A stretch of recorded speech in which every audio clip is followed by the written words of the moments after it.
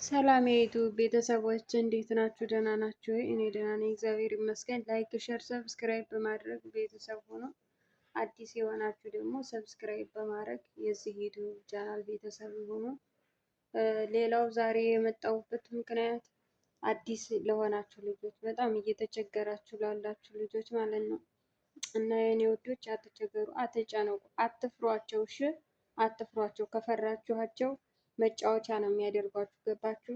መጫወቻ ነው የሚያደርጓችሁ። በተለይ ደግሞ እዚህ ሳውዲ፣ ምክንያቱም ቢሮአችን ነው እኛን በጣም እየጎዳን ያለ። ስለዚህ እንደውም በተቻለ ማለት ነው ከቢሮ ጋራ ቢሮ እየሄዳችሁ ለምትደበደቡ ቢሮ እየሄዳችሁ አደጋ ላይ ከምትወድቁ እዚሁ ከነሱ ጋራ ተጨቃጨቁ። እውነቴን ነው። እረፍት ነው የሚነሷችሁ፣ ምንድን ነው የሚያደርጓችሁ እንጂ ቢያንስ እንኳን አትመቱ ማለት ነው።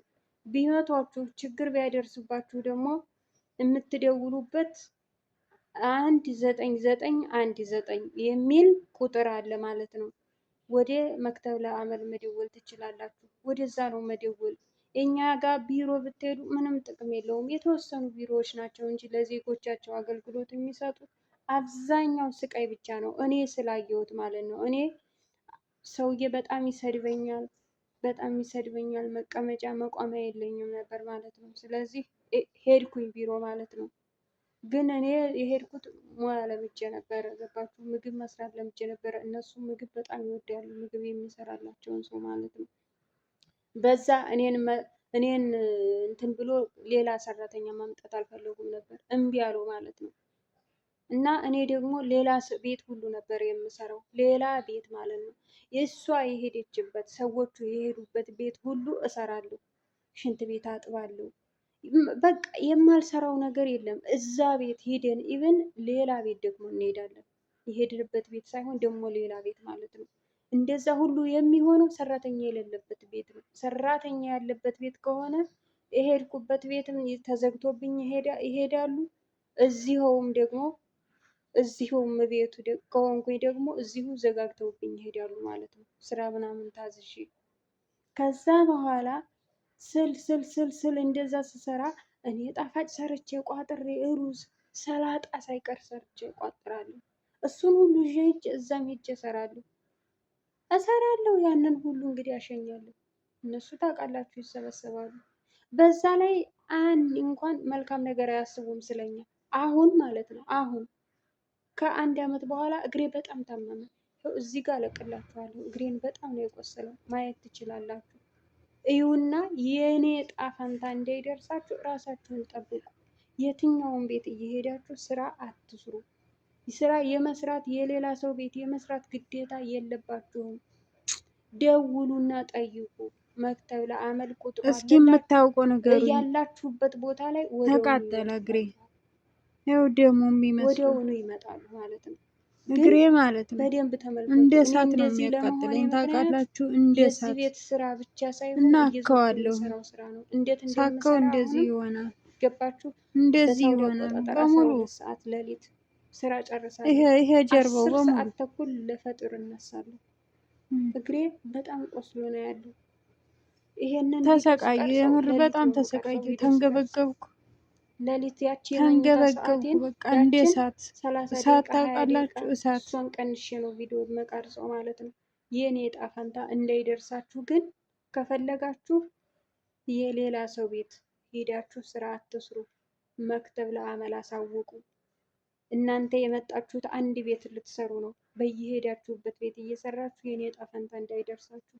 የኔ እግር እንደዚህ ለመሆኑ ምክንያት እየዞርኩ የሰራሁት ነው። ገባችሁ? ግዴታ ነበር የሚመስለኝ። ቲጂ የጅማዋ ላይቭ ላይ ገባሁና ቲጂ ምን ይሻለኛል? እኔ እኮ እየተሰቃየሁ ነው። እግሬ በጣም ቆሳስሏል፣ በጣም ቆሰለ። ደሞ አይወጣ። እኔ ግን በጣም ተንገበገብኩ፣ ተቃጠልኩ አልኳት። አንድ አመት ሆኜ አሁን ቁረጪ አለችኝ። ቁረጪ ወይ ሀገርሽ ግቢ፣ ጤናሽን ይዘሽ ገብተሽ ሀገርሽ ገብተሽ ወደ ሌላ ሀገር ሂጂ፣ ወይም ደግሞ ወደ መክተብ ለአመል ደውዪ አለችኝ።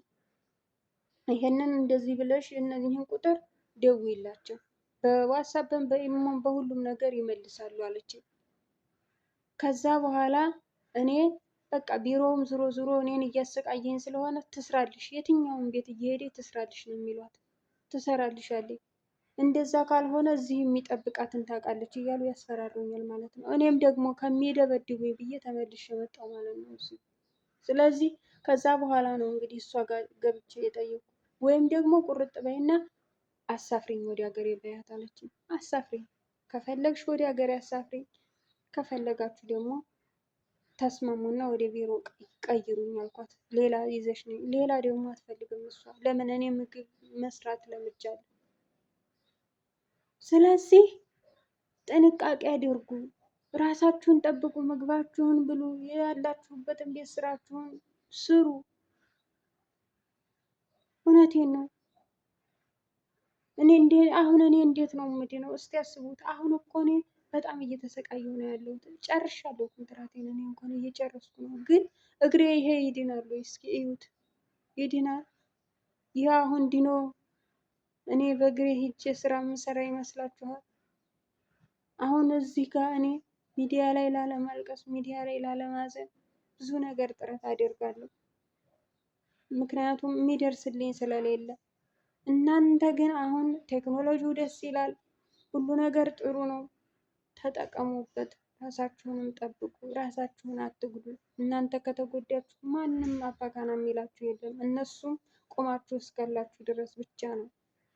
ስለዚህ አትፍሯቸው፣ አትፍሩ። ስራችሁን በአግባቡ ስሩ። ምግብ መስራት ልመዱ እና ራሳችሁን መጀመሪያ ቅድሚያ ለራሳችሁ ስጡ። ሀገሬ ደግሞ እንደዚህ አትበሏቸው። ሀገሬ አገሬ ነው በሏቸው። እንዴ ወደ ሀገርሽ እናሳፍርሻለን ምናምን ምናምን ለማስፈራሪያነት የሚጠቀሙበትን ነገር ሀገራችን እኮ ነው። ብርቅ ነው እንዴ? እንዴ ብታባረረን እዚህ እኮ ቢያባረሩን በቋንቋውም በሁሉም ነገር ሀገራችን አይደለም። ብዙ ስቃይ ይደርስብናል። ሀገራችን እኮ ብንሄድ ሀገራችን ነው። ምን እንሆናለን? ባዷችንን መሄዳችንን ነው የሚጎዳን እንጂ በመጣንበት ሻንጣ ተመልሰን መሄዳችን ያ ያሳዝናል። ከዛ ውጭ ግን ሀገራችን ላይ ይሻለናል። አሁን ላይ በጣም ጠግበዋል። በጣም ማለት ነው በጣም። እኔ እኮ ይሄን ያህል ጊዜ እዚህ ቤት ስሰራ እንዴት ዋልሽ፣ እንዴት አደርሽ ብለውኝ አያውቁ። ከጎኔ ከሆናችሁ ከጎኔ መሆናችሁን በኮሜንት አሳውቁኝ። ብዙ ነገር እንሰራለን። ብዙ ነገር እነግራችኋለሁ። አብራችሁኝ ሆኑ። ብዙ ነገር የእኔ ዕጣ ፈንታ ግን እንዳይደርሳችሁ የማንም ቤት እየሄዳችሁ እንዳሰሩ። የእረፍት ጊዜያችሁን ተጠቀሙ። ህግ አለው።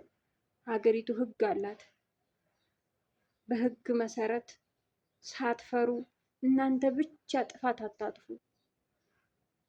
ከዛ ውጭ ያለው ነገር ምንም አትሆኑም። አይዟችሁ፣ ከጎኔ ሆኑ። እኔም ከጎናችሁ ነኝ።